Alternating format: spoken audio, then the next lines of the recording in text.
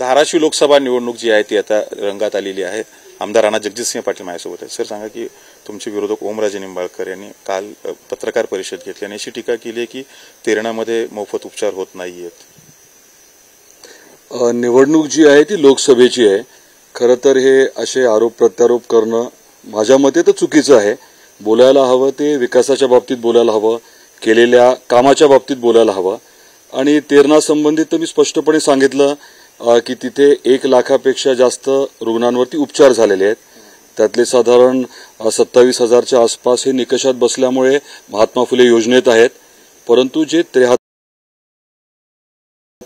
तेरणा ट्रस्टच्या खर्चातनं 48 कोटी रुपये खर्च करून झालेले आहेत। आता हे खोटे नाटे जे आरोप झालेत त्याच्या बाबतीमध्ये रीतसर इलेक्शन कमिशनकडे तक्रार झाली आहे। त्याच्या बाबतीमध्ये योग्य ती फौजदारी कारवाई होणार आहे। त्यामुळे यावर मी अधिक बोलणार नाही। तर दुसरा एक मुद्दा त्यांनी असं सांगितलं होतं की धाराशिवला मंजूर झालेलं वैद्यकीय महाविद्यालय ते नेरुळात तुम्ही नेलं, मग त्यावेळेस प्रस्ताव दाखल करत असताना धाराशिवला देता आला असता असाही एक तो आरोप आहे। नेमकं त्यावेळेस काय घडलं होतं की नाही, त्या बाबतीत तर मी स्पष्टपणे सांगितलं। यांनी काय शब्द जे आहेत ते फिरवलेत। मी जे खोटारडा आहे म्हणतो ते त्याचं कारणच ते आहे की शब्द सारखा बदलत राहतो। वास्तव हे आहे की मेडिकल कॉलेजचा प्रस्ताव जो आहे तो पनवेलमध्ये किंवा नवी मुंबईमध्येच मूलतः होता। त्याचं कारण असं आहे की डॉक्टर्स जे आहेत ते ग्रामीण भागामध्ये त्या काळात 100, 200, 300 डॉक्टर्स उपलब्ध होणं शक्य नव्हतं।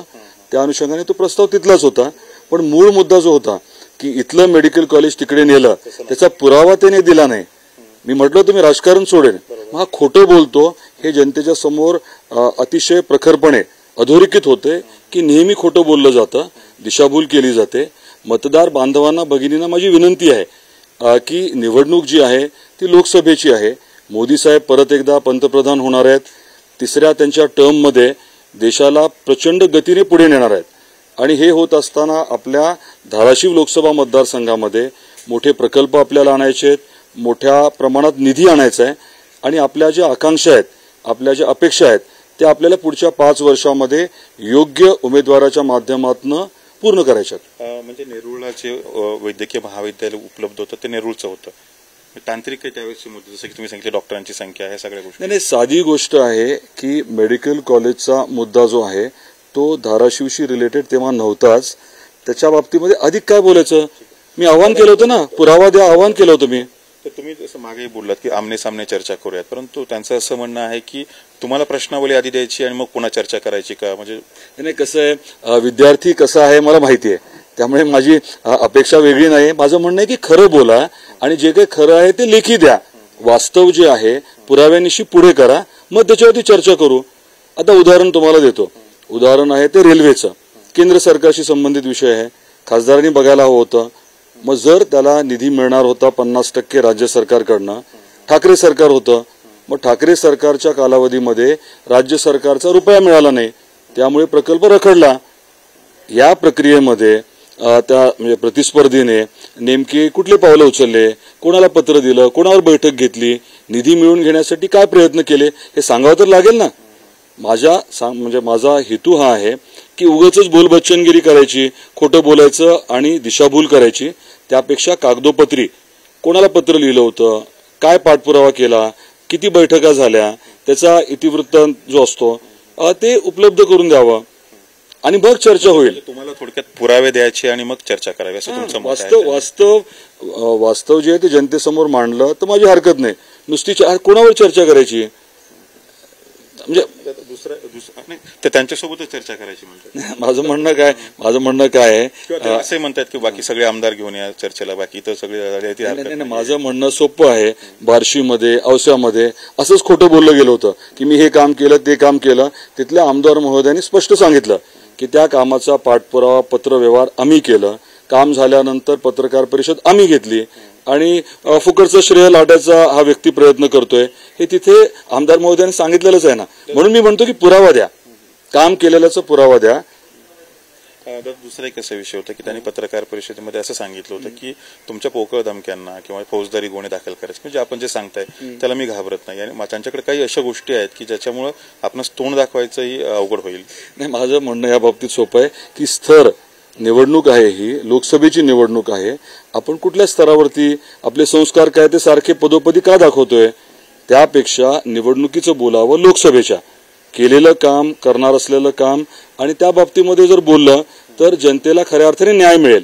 ही उगाच अशी फुकट एंटरटेनमेंट करणं हे काही जनतेला लॉंग टर्म मध्ये उपयोगाचं नाहीये. ह्याने जिल्ह्याचा किंवा लोकसभा मतदारसंघाचा विकास होणार नाहीये.